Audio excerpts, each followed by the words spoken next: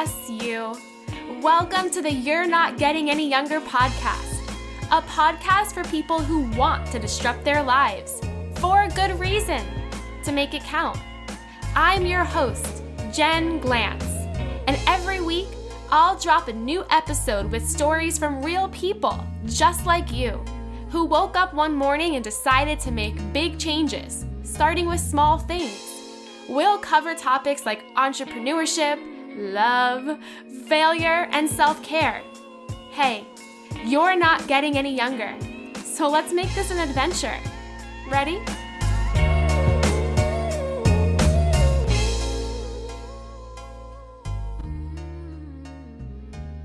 Today's episode is brought to you by Jen and Juice Coaching by yours truly. For the past 5 years, I've worked with over 100 people to help them feel, less stuck. Whether you're looking to change careers, start a side hustle, or just get a strategy for your life, head on over to jenglantz.com/coaching and you can find out about my 1-hour coaching specials that will help you feel like you can finally cross those things off your to-do list and start whatever kind of project, life change, or dream that you have. Hey, any youngers, it's me, your host, Jen Glantz. Welcome back to another episode of the You're Not Getting Any Younger podcast. Guess what? Not only are you not getting any younger, but you're running out of time in 2020, which I know for some of you listening, you are high-fiving the air, you are giving yourself a hug, you want out of this year so badly, and I understand, I get it, but the way we have to view time, the way we have to assess our lives is less in the structure of a year and instead just in general. Are we doing things now that can help propel us in the future? Not are we doing things in September that will help us have a better new year? So rather than hoping and wishing and waiting and counting down to a new year, I want to shake you silly and have you think about all of the things that you can be doing now that will set you up for whatever goals you want to meet, regardless of the actual year ahead. But I was thinking, and I posted this on my Instagram. I said, what do you want me to do a solo episode about as we mix and mingle in December? And I got about 15 of the same responses, which was to do a year recap of how my life changed, how this pandemic influenced things happening with me. And while there's a lot of other people out there who have had all different kinds of years, I do want to share with you a couple of things in my life that didn't work at all, that failed completely, that were personal disasters. And some of these things I actually haven't been transparent about, I haven't shared yet. So I'm going to share with you about 5 things in my life that really took a toll on me, and also 5 unexpected, interesting changes that were positive, but also just game changers in myself in general. So those 10 things, the 5 bad, the 5 good, really sum up how my year went. And as I talk to you about them, as we go through them, I also want you to think about yourself. What does your year in review look like? What are those 5 things you wish didn't happen, but they did happen? What are those 5 things that were unexpected that completely changed maybe parts of who you are, parts of your story, parts of your life in an extraordinary kind of way? All right, let's start with the blah list. These are lists of things that were quite weird, quite curveball-ish, quite not so proud moments of my 2020. The first is a canceled wedding. Adam and I have been dating for almost 5 years. I can't believe it's been that long. Sometimes I feel like I've known him forever. Other times I feel like our first date was 6 months ago. But regardless, for a very long time, I was looking forward to getting engaged, getting married, because I just knew that Adam was my person. I looked forward to this year being our wedding year. A lot of you know I created the website Finally the Bride, where strangers can be voting on our wedding, and throughout the past almost year, people have picked every detail of what this October wedding was going to look like, from the color scheme to band versus DJ to even what my dress was going to look like. So the whole wedding was planned for October. It was going to be in Florida. I found a really cool venue that I personally adored. It was an old gymnasium turned into just an open space where you could have parties and weddings, and it was going to be just super odd, but super cool. Plus, Adam and I had all these awesome surprises that we were going to do for our guests. And we were just so thrilled about it. We were building this wedding that we were so incredibly happy with after many months of trying to figure out what to do, how to do it, and pulling in all of the strangers' votes. We finally, after we came back from our trip in February, we finally sent out our save the dates in early March. And at this time, there was talk of the virus, but it wasn't anything. It wasn't anything at all. And we sent them out like March 2nd. So by the time they hit people's mailboxes, there was still no huge threat of a pandemic canceling everything. In fact, when the pandemic started to have more legs in March, there was only talk of it lasting, as you remember, for a couple of weeks, not for the whole year or for years, just a couple of weeks. So we felt pretty confident after sending out the save the dates.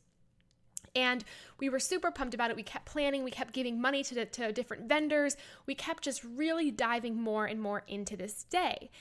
I will be honest with you and say that even though we were excited about this wedding and it was becoming this whole thing, there was always this gut feeling I had that it just wasn't the right thing.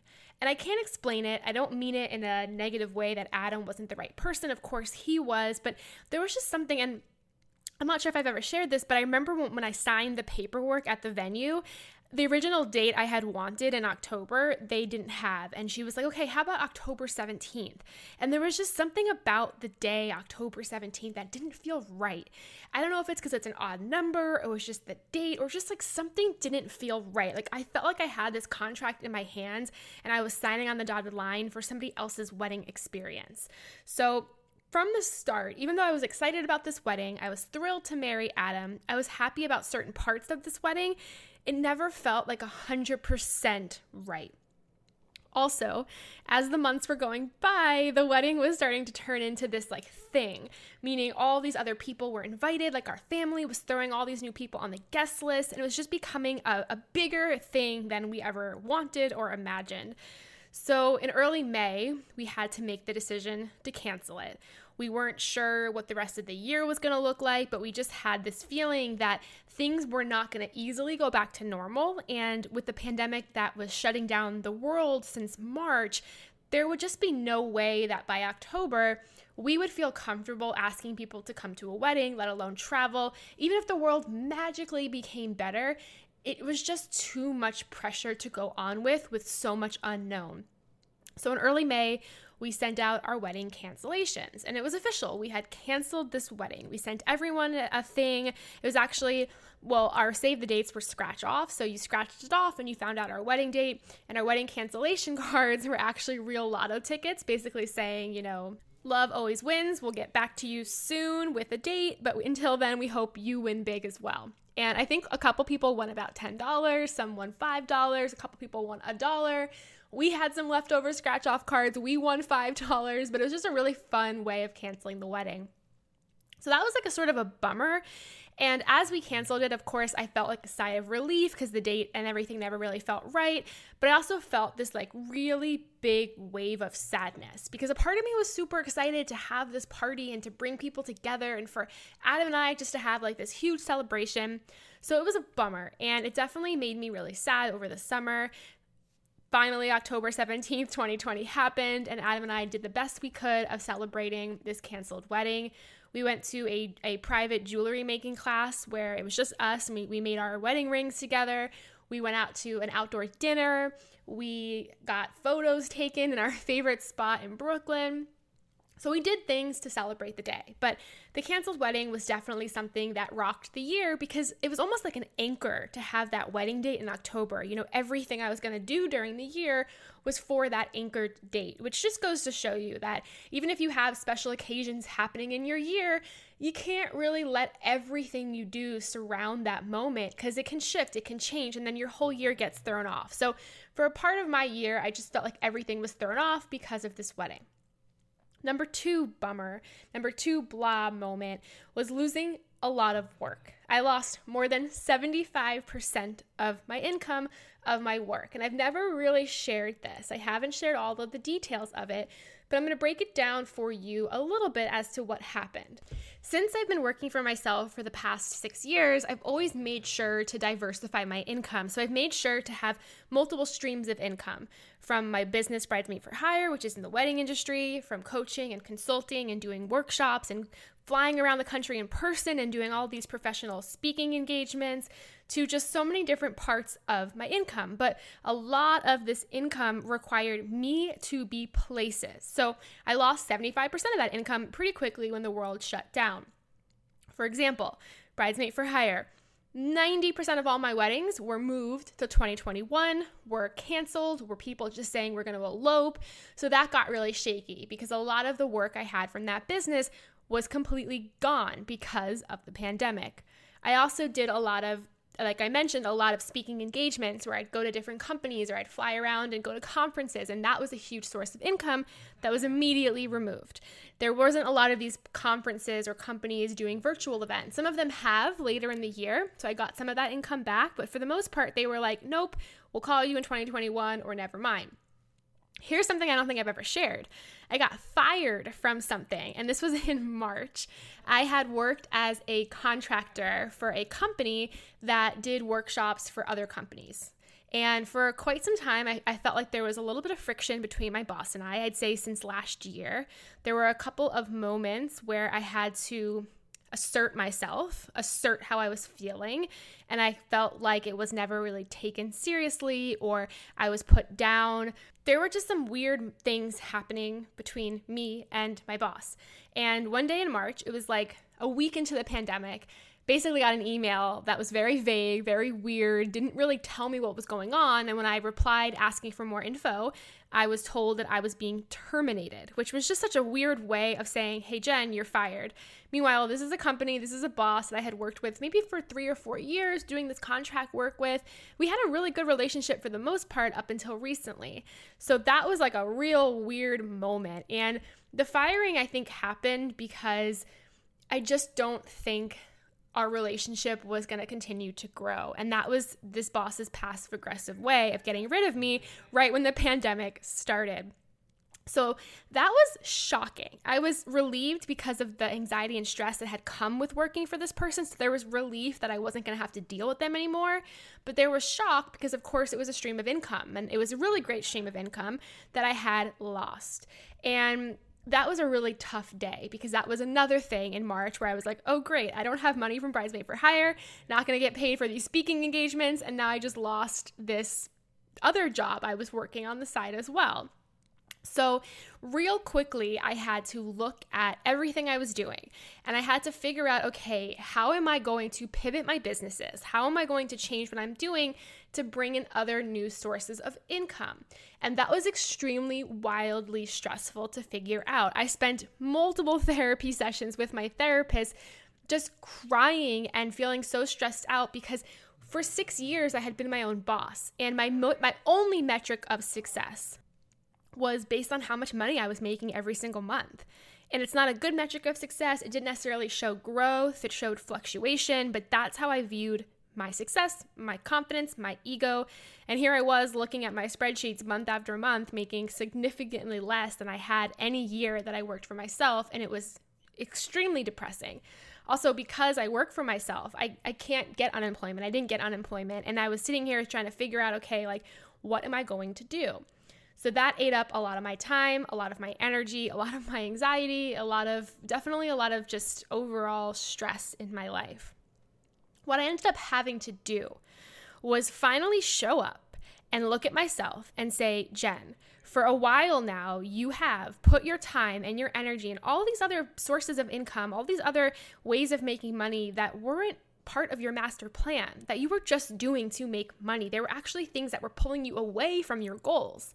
I had to come to that realization. The other scary thing I had to do was tap into being vulnerable and release things, release courses, release books, release all of these things that I had always wanted to do, but was terrified of doing because I thought they would fail. So that was a really big pivotal change moment, was examining my business, examining my sources of income, seeing what was going to be paused, seeing what needed to be pivoted, and also doing things that I had always wanted to do, but was terrified of doing. So it sort of sped up the inevitable. It actually sped up things that I'm happy looking back happened because it allowed me to refocus my time.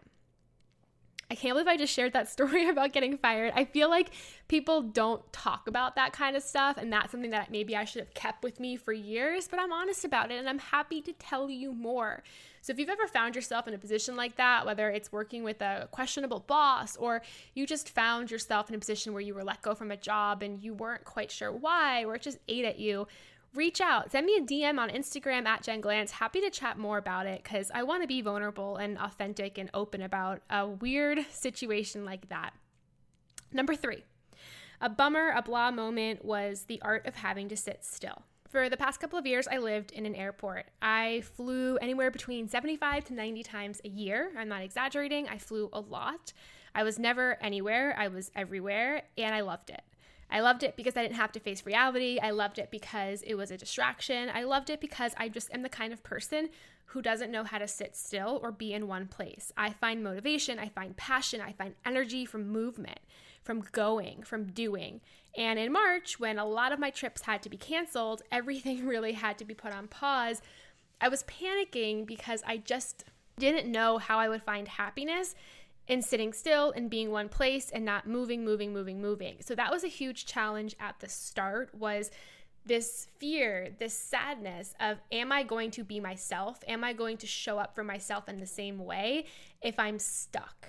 And that's one thing you should know about me is I do not do good when I feel stuck. So if I'm ever at a party and I feel really just stuck there, or if I'm ever in a situation and I just feel like I can't get out, I panic and run away. Like I will run so far away. It's a character flaw, but it's also what makes me me, is I just don't like the feeling of being stuck, not being able to go anywhere or leave, or just it's suffocating to me. So that was really scary at the start, but I guess I had no choice but to lean into it, even though, in March when things got shut down, I said, that's okay. I'm going to push things to later in the year. And then later in the year, things had to continue to be canceled.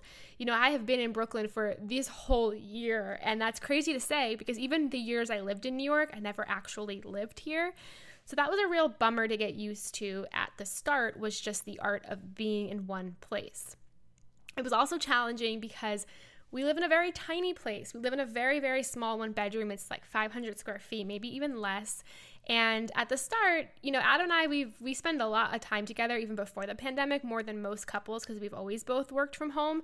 But it was just the idea of not only working from home, but working out in the home and entertaining ourselves in the home and really having nowhere to go but these 4 walls. And that was a challenge at the start as well. It's now become something we're used to, and only occasionally does it get on our nerves. But that was hard. And by on our nerves, I mean, even though right now I'm recording this podcast, you might hear in the back, Adam is talking on the phone very loudly. He's currently putting tinfoil down on a baking pan to make lunch. And all of these sounds pull me out of focus, and that can be very challenging, is to live, work out, eat, play, everything in one space all day, every day. So that's taking some adjustment to still get used to. I desperately miss the days of co-working spaces. I miss the days of gyms. I miss the days of airplanes. I just miss all of that. But it's been an art of growth and an art of struggle to learn how to sit still. Bummer number 4, blah moment number 4, is just this general sense of fear and loss of control. My family's in Florida. Before the pandemic, I'd go home monthly to see them, and I haven't been home at all this year except for once. And every time I'm about to go see my parents, I panic. I have this sense of fear because there's so much what if. There's so much just uncertainty that I feel like it's just making everybody not want to take risks, and rightly so. Like, I don't want to go to Florida and potentially bring a virus to my parents. So there's just this looming sense between everything we do, everything we think about, of the what ifs, the fears. And those are things that are just really hard to shake and break away from. And I have a feeling everybody listening can relate to at least that, this general sense of we're losing control because we can't control what's happening around us. And it's not a fun feeling to have, especially if you have a type A personality like I do, where you always want to be in control. You want to know your next move. You want to know the risks. You want to know all of these things. It's really hard to just be in this daily state of, I don't know what's going on. I don't know when things are going to get better. I don't know when things are going to change. Blah moment number 5, bummer number 5, was I got injured running. And this is something that I'm sure if you've listened to past episodes, you've sort of heard a little bit about my running journey. But earlier this year in January, my friend Molly, who was on the podcast a couple weeks ago, Molly Beck, she texted me that her and I are going to sign up for a half marathon. And I said to her, Molly, how about we do a 5K instead? Because neither of us can run. And Molly and I went back and forth for a while, and we decided that we were going to sign up for a half marathon in Austin happening in December. By this time, it was early February, and I said, great, okay, I have a lot of months to get into running mode, to go from running 2 miles to running 13.1 miles. And I am the kind of person who starts immediately. So I started training to run this half marathon in February, and I started off by running 1 mile. And once I got okay at doing that, I ran 2. And then many months later, I ran more than that. And I started off just thinking like, there's no way I can do 13. There's no way I can't do 3 without wanting to pass out. And as the months went on, I found this love of running. And a lot of why I found this love of running is because running is such a personal sport. It's a one-on-one game that you play with yourself, and I love that. I also found that on these long runs, and I would wake up at 5 a.m. on a Saturday before the sun would rise, and I would go for these 9-10 mile runs, and it was such an incredible experience. Yes, it was painful. Yes, it was hard. But during the time that I had with myself, I thought about so many things. I cleared my head. I was so nice to myself. I enjoyed this personal game. I also kept thinking to myself, because it is such a one-on-one sport and there's no real finish line, I could quit whenever I want, but I never did quit. So running to me became this exercise in improving my self-confidence, my self-reliance, my removing self-doubt, and just really becoming stronger, not only physically, but mentally, and with this trust I had for myself. And I honestly can't say this enough, but I mentioned 4 other things that were bummers in my year. I do believe learning this art of running, learning this game with myself is what kept me going strong, because I had built this really high level sense of trust and respect and love with myself and courage that allowed me to get through all of these bummers, especially the vulnerability I had to show with my work to do things I was scared to do. So running became incredible. And another incredible thing that happened was I met a running coach named Lucy, and you could check her out. Her name is Lucy the Viking. She was on a podcast episode, I think in April, earlier this year. And we met because I live near a park. And one day, Adam and I, this is how we were pandemic crazy. In March or April, we were on Twitter searching the park just to see, is there anything happening in the park during this pandemic? And we saw a story about a woman named Lucy. She did a podcast episode about herself running an entire marathon on this track just for fun. And I couldn't get over this story because at this point I was running 3 miles max and I just couldn't go on. And here was this woman named Lucy running marathons around a track for nobody but herself. And I thought her story was incredible, so I reached out to her. We became podcast friends. And then I'd run into her on the track and really awkwardly say hi. I was so nervous to be her friend. And eventually I mustered up the courage to message her. And I messaged her probably in May. And I asked if she'd be willing to be my running coach.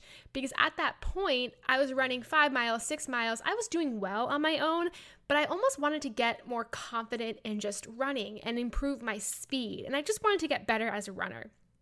So I started working with Lucy. And about 3 times a week, we meet on the track and we would run all different distances. Lucy helped me get my fastest 5K time ever. My fastest time before Lucy for a 5K was in the 30s. And then with Lucy, it was 25 minutes, which to me was a goal I never thought I could achieve. So running with her was incredible. Then all of a sudden, in August, I started to feel these incredible pains in my knee. And every time I told anybody about them, they told me to stop running. They told me to take care of myself. They told me to do stretches. They told me to roll it out. They told me to ice it out. And I did nothing. I ignored everyone. Because something about me, and you should know this, is I don't do self-care. I don't do let's baby Jen. I just push through. I keep going. I just don't look back. I'm not the kind of person who's taking a face mask and a bath on a Saturday. I'm how do I push myself to even more extremes? And it's horrible and it's bad. And my friend Steph, who's a marathon runner, she's run so many marathons. Early on in my running journey, she warned me. She told me not to get injured. She told me what to do. She sent me all these things and I ignored it.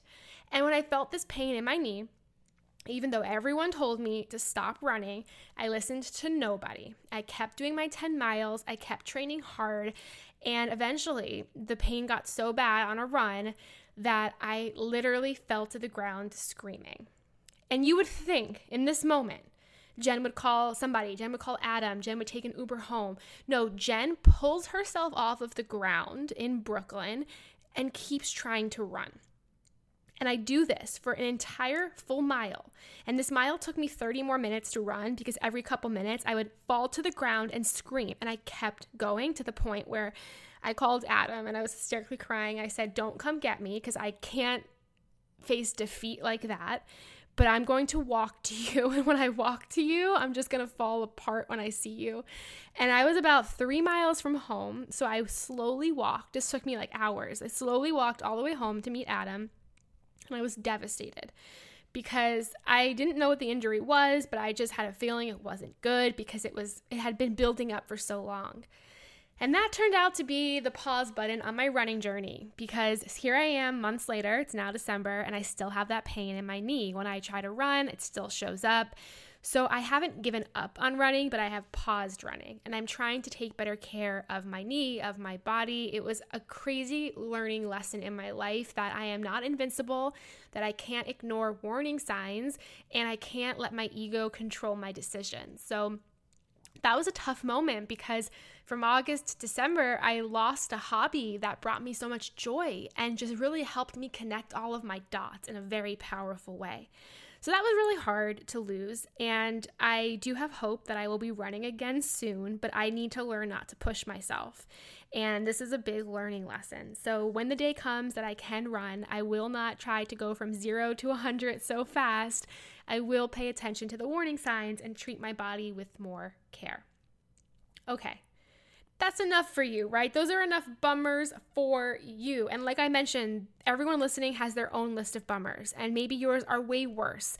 Maybe yours are way more traumatic. And this, why I share mine with you is not to compare and to contrast. It's just to give you some of the things in my life that brought me down. And it's all about your own reality, your own perception of things. And that is some of my bummers. I will be honest with you. Those are my 5 bummers that I'm willing to share with you. I've had other bummers that are way too personal for me to share on the mic with you. And I just want you to know that, because even though you hear me say all of this list, there's other things too that I just can't share with you right now. But those are my 5. Let's switch gears though to the unexpected things in this year that I think really changed who I am, changed my course of action, just allowed me to view things differently. So number 1 is meeting my soulmate, my puppy, Goofy. It's really hard to talk about her without wanting to laugh and cry because she is such a savior in my life. So the day that I got fired from this contractor's job that I had in March is actually the day that I mustered up the courage to say yes to getting Goofy. We had met Goofy a week before, and when we met her, I was instantly in love but terrified because I wasn't sure if I could do this. I wasn't sure if I could adopt a dog. I mean, I had lived such a selfish life for years, traveling all the time, doing whatever I wanted. Adam and I would have these epic adventure days where we would leave the house for 14 hours. How were we going to be the people who could have a dog? So when we met Goofy, Adam was all in. He was ready. And I said, the responsible thing might be for us to make a pro-con list, which, by the way, I've never made for anything in my life ever, but for this decision, it just struck me to make one. So we went home, we make this pro-con list, and all of the cons are, I'm too selfish, I can't do this, what if I fail, I don't know if I can do this, it's going to ruin my life. These are my cons. And about 2 days into this list, I'm like, you know what, Adam? Let's just do this. I can get over being selfish. We'll figure it out. So we call and we officially, call to get Goofy. And when we call, they're like, oh, she's gone. Somebody else took her. And I felt this immense sadness rupture inside of my body that this was about to be one of the biggest mistakes of my life. We hang up the phone and I am just devastated. And the day goes on, and for some reason, Adam and I are like, let's call again. Maybe it's a mistake. Maybe the person backed out. Like, let's just call again. So for whatever reason, we call again, and they're like, oh yeah, that dog, yeah, she's still here. So they had just made like an error, a mistake that really caused me to age like 5 years in 5 minutes, but okay. So we go get Goofy. This is on March 25th, and we bring her home. And from March 25th until today, it has been the most life-changing and incredible thing I have ever done, because it has allowed me to care deeply and fully about something other than myself. And I know some of you are like, Jen, wait till you have a kid. Like, but no, I understand that. Okay. Well, I don't understand that, but having a dog has been just a game changer for me personally in so many ways. Not only that, but she has truly been emotional support for me. I've had some really interesting moments this year that I haven't shared that usually I would not have handled so well, but having her here has just been incredible. It's also been something that I think improved my relationship with Adam. It's really hard to linger and fight and disagree when you have this wonderful puppy in between you, and so it's sort of been like an argument ender. It's also been something to get me out of the house. When you have a dog, you have to walk the dog. So even on days where I would just want to sit in bed, or I just want to do work and feel depressed and feel horrible, it's forced me to get out of the house and take these very short walks, which has been really instrumental in just my mental health. So I can't go on and on and on about her because that would be a whole long episode. But I can say that getting a puppy, getting a dog has been a life-changing experience. And I do feel like I have met a soulmate in Goofy. Number 2, interesting life-changing things. We're meeting some awesome new people along the way. One of those people I mentioned was Lucy, who was my running coach, but also because of having Goofy, I've met people in the neighborhood who have been really awesome to hang out with, and just, great people to go on short walks with during the pandemic. And, through some of my virtual coffee chats I've done with strangers, I've met people in my community, people who listen to the podcast. I met them over Zoom for a coffee date, and I never would have met them else otherwise. So it's been really cool to just sort of expand and meet new people. Number 3, unexpected but awesome change was writing the book Finally the Bride and releasing it chapter by chapter. I told myself that no matter what, I would write this book. And Finally the Bride started off because I had strangers vote on my wedding, but has turned into just a nonfiction short story book about all of the crazy things that happen to you when you get engaged that nobody talks about. And it's a book that I decided to release chapter by chapter because it would help me stay on a writing plan of writing a new chapter every month, but I also wanted to make it interactive and pull in what readers care about, pull in their opinions, pull in their voice along the way. So I've been writing that since the start of this year. I have 12 chapters. I release one every month so far, and I plan to write that book until the middle of 2021 and then release it on Amazon.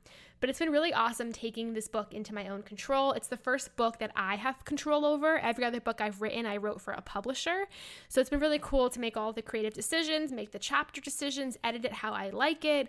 And then I have an audience of people who are paying to read this book every month, which is incredible. And from a creator's perspective, it's one of the most interesting things in the world to have people say yes to a new project of yours. So I just want to say, any younger listeners, I appreciate each and every one of you who have bought access to this book. You keep me going, and you keep that journey going. Unexpected thing number 4 is, because I've been home a lot, because I haven't been able to pack up and go and sort of run away from everything, it's been a blessing in disguise to be able to sit down and sort out 6 years worth of mess. And what I mean by that is when I started to work for myself and I started Bridesmaid for Hire and I started all these different income streams, I never had a chance to stop. I was always going. So because I've had a little bit of extra time this year, I've spent a lot of time mapping out every single one of my businesses, everything I'm doing, what's working, what's not working, what do I need to change? And it's just allowed me to catch up on things that I've been putting off for years. The final unexpected thing was that, and this is sort of my summary of everything, was that learning to enjoy going slow, being still, allowed me to go faster before in the right direction. So it allowed me to push out all of the BS that wasn't serving me in my life, that was holding me back, that I was doing just for money, but not for my overall goals, and really allowed me to just focus. And it allowed me to really just commit to saying, this is what I want my life to look like. This is what I want to do. And here is how I'm going to do it. So by going and sitting still, it allowed me to go even faster in the right direction. And that's probably one of the most powerful lessons I have learned this year. There you go. That is my year in review, my dear friends. I call you my dear friends because I share things on this episode that I haven't even shared with anybody else except for Adam and Goofy. So I hope you process it. I hope you enjoy it. I hope it makes sense. And I hope you do the same thing for yourself.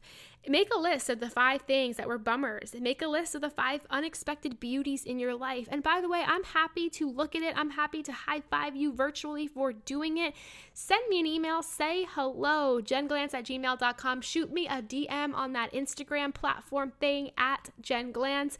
And by the way, we're hitting the end of the year. We're almost at 150 episodes of this podcast. So if you like it, if it's helped you in any way, if you enjoy it, please, please, please subscribe, rate, and review the show. It'll take you less than 30 seconds, and it means so much to me.